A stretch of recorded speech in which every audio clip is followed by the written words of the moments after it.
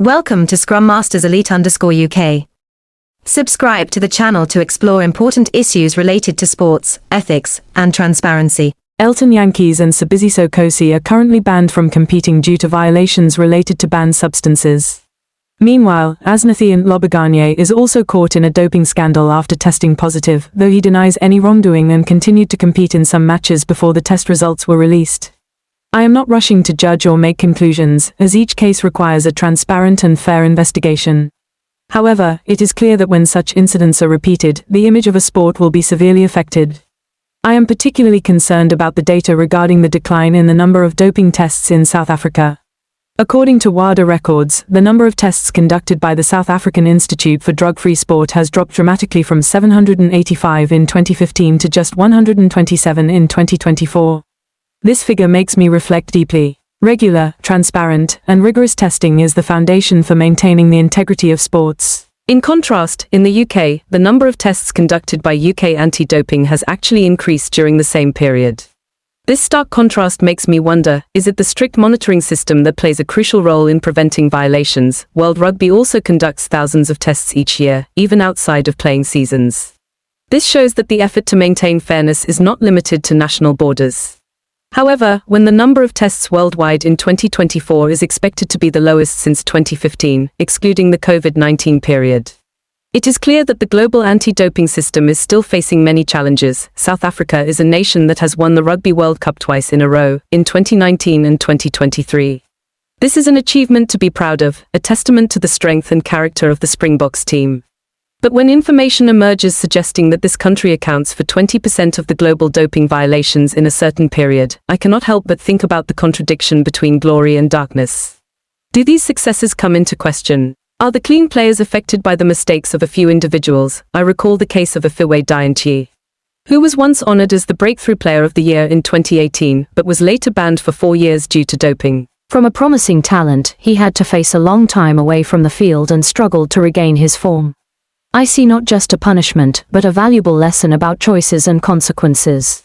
In sports, even one wrong decision can change an entire career, or take the case of Chiliboy Ralepelle, who has been involved in multiple doping-related sanctions, further showing that without internal changes, the cycle of mistakes may repeat. Even though some individuals have been exonerated after appeals, such as Cobus Visagi, the damage to reputation and trust is not easy to repair. I have drawn many reflections for myself. First, I realize that success gained through dishonest means will always carry risks and inner torment. In life, not just in sports, everyone faces their own temptations. It could be pressure to achieve, expectations from the public, family, or even oneself.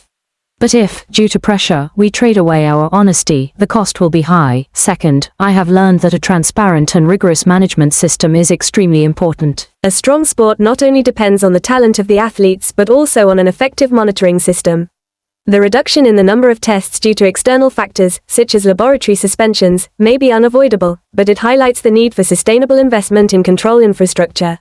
I believe that prevention is always better than dealing with the consequences. Third, as a fan, I remind myself to maintain an objective and clear-headed attitude. Loving a team does not mean denying any wrongdoings. At the same time, criticizing wrongdoings should not turn into extreme attacks. Fans can help create a healthy environment by supporting transparency, upholding fairness, and not endorsing success at any cost. When people get caught up in the race for success, fame, and benefits, the risk of crossing moral boundaries is ever present. Therefore, education about honesty, fair play, and personal responsibility must be prioritized, from youth training to professional levels, when cases are exposed. When data is published, when the media and the public ask questions, that is the motivation for system reforms. I believe that only by confronting the issue head-on can we rebuild trust, whether in work, studies, or personal life. I also want to adhere to the principle, never sacrifice integrity for immediate benefits. Because once trust is broken, it will be far harder to restore than to preserve it from the beginning. I think we should continue to support athletes who compete on their merits, while demanding transparency from the governing bodies. For young athletes, Aphiwe Dyantyi and Chiliboy Ralepelle could serve as strong warnings. Talent is a gift, but ethics is the foundation for long-term respect for that talent. I don't want to view the issue through a pessimistic lens.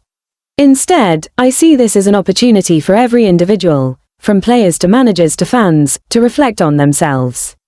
Sports inherently have the power to connect people, inspire, and nurture dreams. To preserve this power, we must protect fairness at all costs. I believe that only when honesty becomes a non-negotiable value can sports truly be a symbol of the best things humanity can achieve. And I, personally, am more aware of the responsibility to live with integrity, no matter which field of life I'm in. Goodbye from Scrum Masters Elite _UK. Always uphold honesty and fairness in sports and life.